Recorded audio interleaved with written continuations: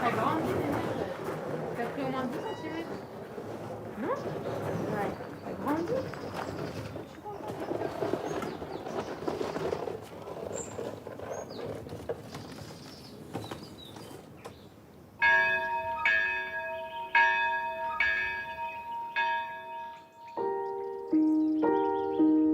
Avec ma fille Yona, je rejoins mes parents au monastère Notre-Dame de l'Assomption en Israël.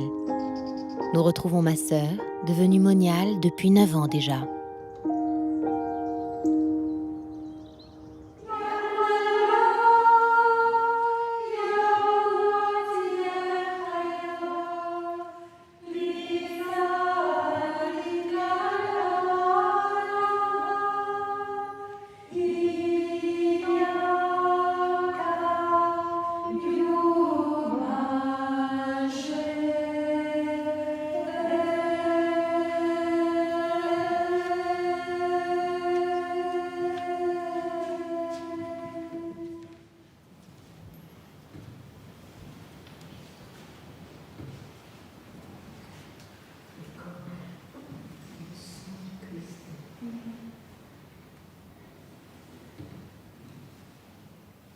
Le corps et le sang du Christ.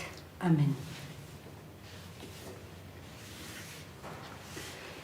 Jésus te bénit, le Père, le Fils, et du Saint-Esprit. Est-ce que tu peux nous expliquer où tu es là, par exemple? Je suis chez ma tante, qui est moniale, et je suis venue passer un petit temps avec elle. Moniale, ça veut dire quelqu'un qui fait que prier, qui est un peu en fait comme enfermé dans un monastère et qui vit avec la présence de Jésus dans son cœur. C'est un peu bizarre parce que moi je l'ai jamais vu en vrai sans son voile sur la tête. Et j'ai jamais vu ses cheveux, je sais pas comment elle est sans son habit. Et je sais pas comment la décrire en tout cas.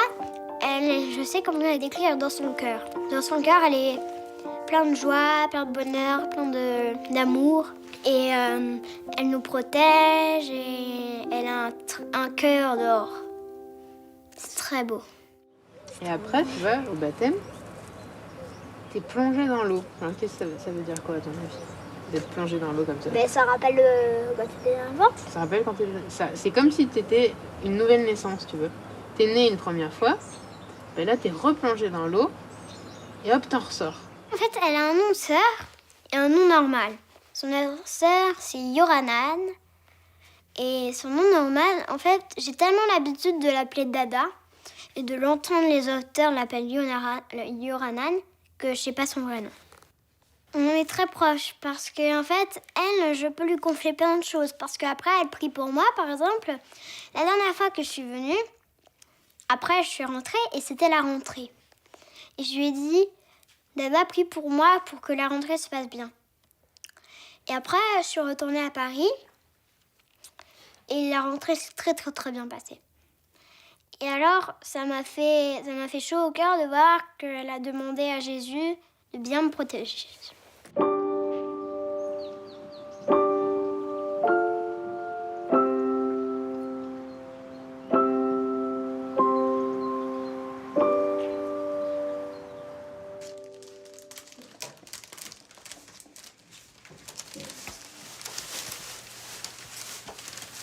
Tu comptes, mais...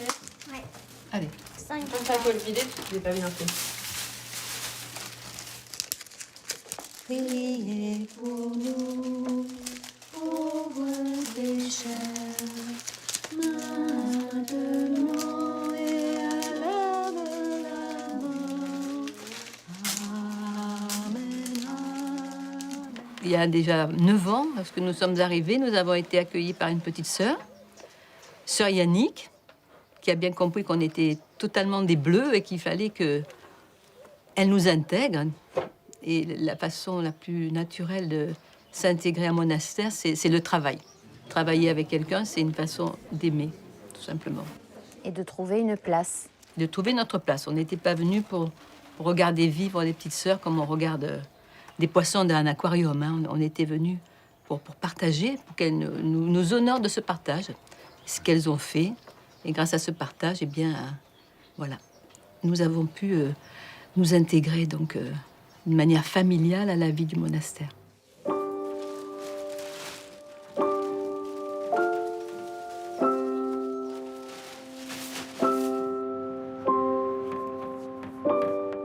Il est impensable que je vienne ici en tant que membre du Club Med, hein, que je me mette les pieds sous la table et que... Non, on doit, chacun de nous doit apporter sa petite contribution, quelle qu'elle soit. Et la mienne ici de contribution, c'est de 2 fois par an de participer, enfin de continuer à entretenir cette immense ruche que représente ce monastère. C'est une ruche qui a besoin de soins, qui a besoin d'être entretenue. Sinon, comme toute œuvre humaine, ça part vite en ruine. Hein. Mais encore une fois, c'est pas du travail. Il n'y a pas de salaire là. Le salaire, c'est la satisfaction. Satisfaction d'aider mes filles, parce que ici j'ai une 50aine de filles de tout âge.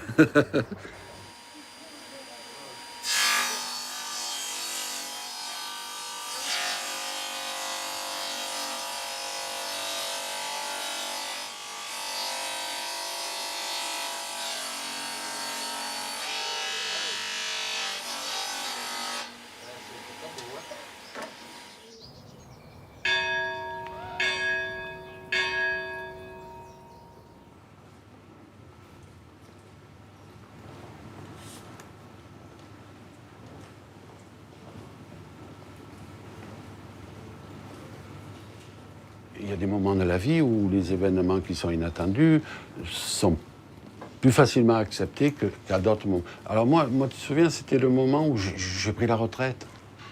Et en même temps, il y a eu ce bouleversement, ce cataclysme cette annonce. Ce serait mentir que de dire que lorsqu'on apprend une décision aussi radicale, les parents puissent être dans la paix. Moi, personnellement, je n'ai jamais rencontré de parent qui ait mis le souhait qui ait mis un enfant au monde pour qu'il devienne religieux. Je n'en ai jamais rencontré. Il est probable que ça existe, mais ça n'était absolument pas notre cas. J'ai ressenti, à ce moment-là de l'annonce, je me dis, mais c'est pas possible, quelle heure est-il? Déjà?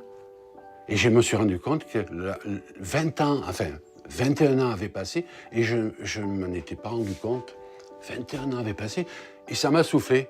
Et ça m'a scié, Et je me suis dit, mais c'est pas possible. Déborah va partir comme ça, va nous quitter, va abandonner la maison.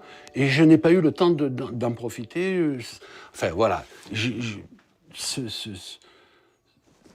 Ce qui a été le plus difficile pour moi, c'était d'aider ma famille, c'est sûr, d'aider ma famille donc à accueillir cette vocation. Parce que ça m'a donné du mal. Mais je n'ai pas eu, moi, j'ai reçu une grâce particulière pour arriver à m'en sortir, entre guillemets, et à les aider aussi à accueillir cette vocation. Ça a été un peu une mission, on va dire. Hein. De s'occuper de toute la famille. Tout à fait. De rassurer, de montrer en quelque sorte par mon exemple que voilà, ça n'était pas quelque chose d'insurmontable et puis qu'il fallait qu'on le vive ensemble.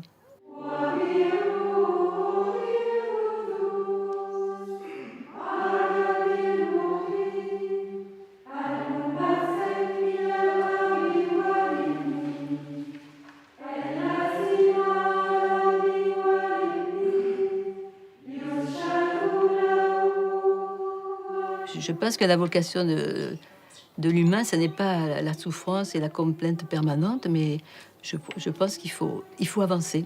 Il faut se dire, voilà, c'est un événement qui est certes inattendu, qui peut être douloureux, mais il y a certainement de très belles choses à vivre au travers de cet événement.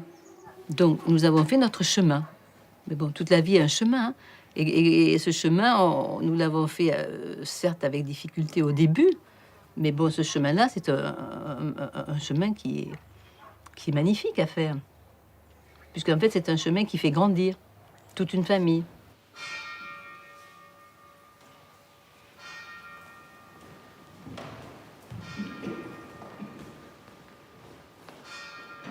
Tu as vécu quelque chose de particulier pendant la prise d'habit de Yohanan? Ah oui, tout à fait. Il y a un moment, je n'ai plus vu. Hein, j'ai perdu la vue pendant un certain temps, probablement 1 minute. Je voyais un très très grand rideau blanc, un rideau lumineux, et bon, je me suis dit, ça y est, mais je suis devenue aveugle, je n'y vois plus. J'avais même accepté ça, donc sous le coup de l'émotion. Et puis après, la lumière est revenue. La lumière est revenue, et c'était quelque chose qui ne m'était jamais arrivé et qui ne m'arrivera sûrement plus dans ma vie. Tu n'as pas eu peur? Non, je n'avais pas peur. Je n'avais pas peur. Curieusement, je n'avais pas peur. C'est grandiose, une prise d'habit. Hein. C'est un pacte avec le divin. C'est un pacte à la vie, à la mort. Hein. Je me souviens encore, la dernière photo, je me suis dit, bon, la dernière fois où vous voyez les cheveux. Alors tout ça, ça se télescope, là, c'est un peu une sorte de... Des sentiments qui nous assaillent, mais qui nous submergent et qui montent comme ça jusqu'à la gorge et qui... Et on a envie de... Pas de chialer, mais presque. Mais... Et après, bon, le chagrin ne dure qu'un temps, hein.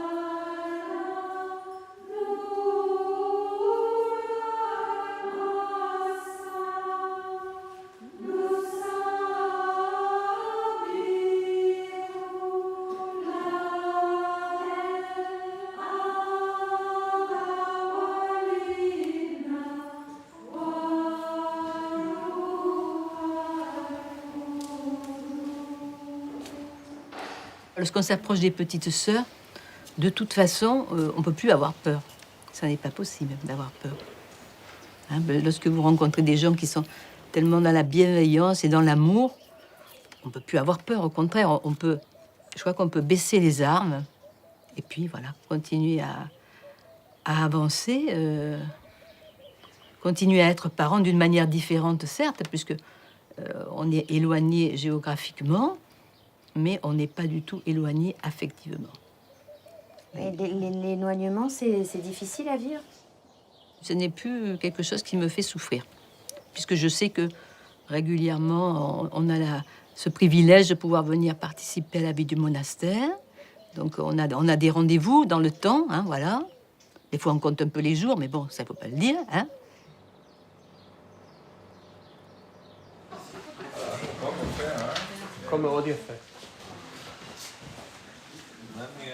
What's your name? Daniel. Daniel. I'm the mother of one of the sisters. I come from France, from Provence. Wow. And I'm here just for 2 weeks. But at the moment, the sisters are not available, so they asked me to welcome you. Okay, that's right. So if you want to ask me questions, I will ask very freely. Okay. Yes, the life of the sisters is devoted to prayer, of course, yes. And they work a lot. In a monastery, they work a lot. You will see in the shop ceramics, honey, and they have to take care of the house, of course. So it's a very busy life. But their life is mainly devoted to prayer. Okay? How did she reach the decision to become a nun, your daughter? It's not a decision that comes suddenly, something that grows little by little in your heart and in your soul. She was a student in La Sorbonne in Paris. She was called by Jesus and she answered, yes. But it comes little by little. You don't decide, okay, tomorrow I'll be a nun. No, it's not like that, you know. First you have to believe, to believe in, of course, to believe in God, to be attracted by this kind of life, you know, because this life is a life of loneliness. And to be able to live inside silence and loneliness, you have to be a special person.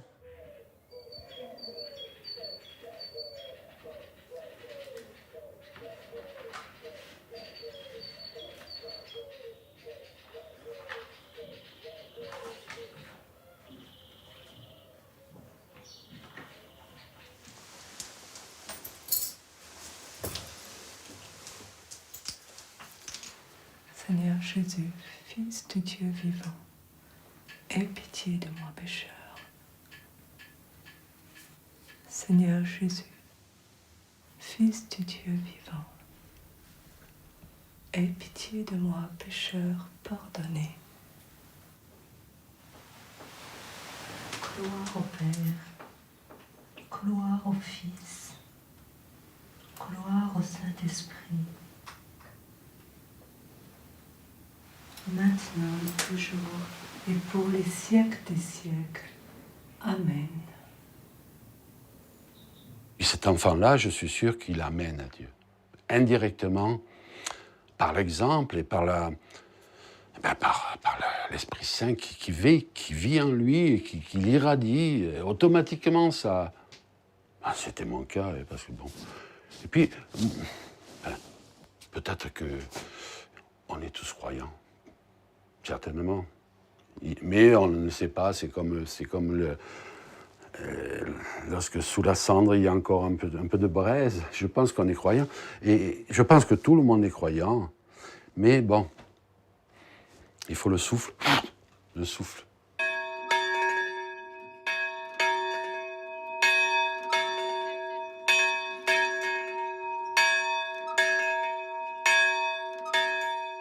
Un jour, elle m'a dit, parce qu'en fait, je pleurais, elle m'a dit, Yona, il faut que tu te ressaisisses et qu'il faut que tu ris un peu. Parce qu'avant, j'étais toujours de mauvaise humeur.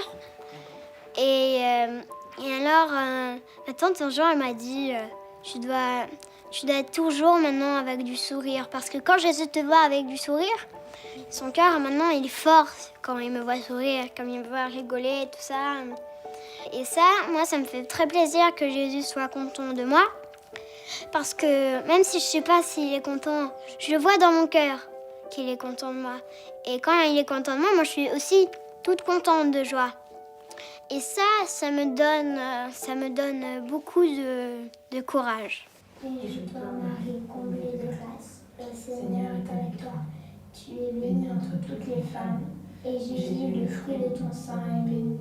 Sainte Marie, Mère de Dieu, priez pour nous pauvres pécheurs, maintenant et à l'heure de notre mort. Amen. Comment on peut faire quand on a une fille en clôture tout au long de l'année pour garder la promiscuité? On s'écrit, puis on est en communion de pensée, de prière, voilà. Puis lorsqu'on arrive, on a toujours l'impression qu'on est parti il y a une semaine. Lorsque nous sommes dans notre village à la messe, alors là, on est vraiment en forte communion parce qu'on sait que les petites sœurs sont dans la chapelle, qui nous est tellement familière. On n'a pas besoin d'y assister avec nos yeux de chair pour le savoir ou pour le sentir, on le sait.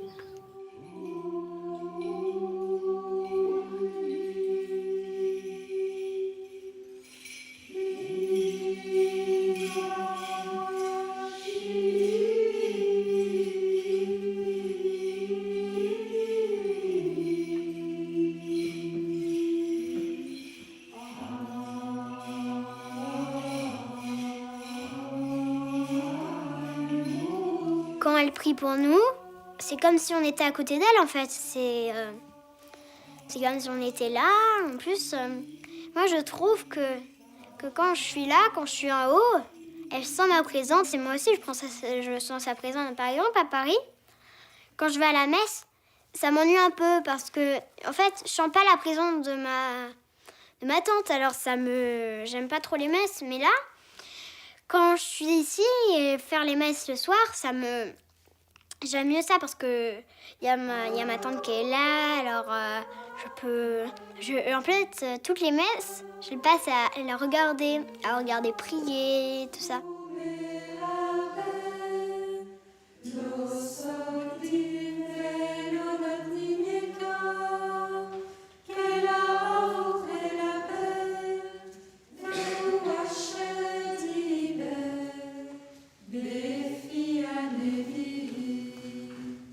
Ça peut renforcer aussi l'amour dans une famille. Lorsque l'épreuve est passée, lorsque l'acceptation est exprimée par tous les membres d'une famille, je pense que ça ne peut que renforcer les liens. Parce que c'est tellement exceptionnel, cette vocation, que ça vous renvoie à votre propre image. Et puis, comment dire, ce n'est pas qu'on va agir dans notre vie quotidienne par rapport à son jugement moral. Pas du tout.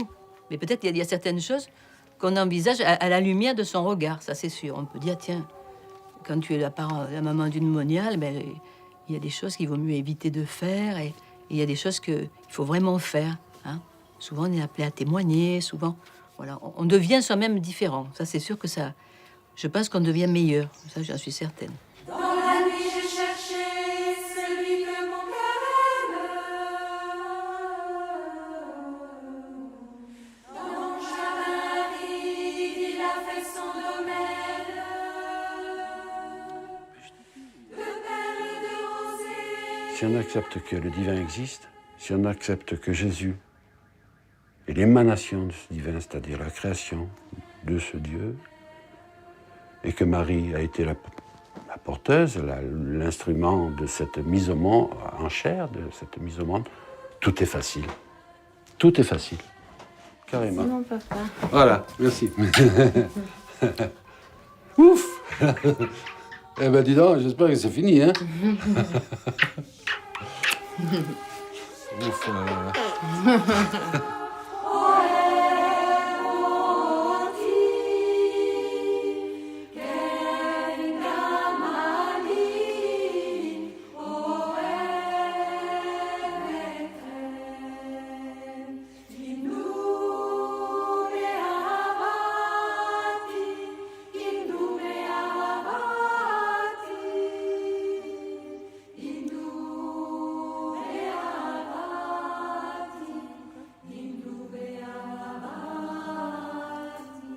Je leur ai donné la gloire que tu m'as donnée, pour qu'ils soient un comme nous sommes un, moi en eux et toi en moi, afin qu'ils soient parfaits dans l'unité.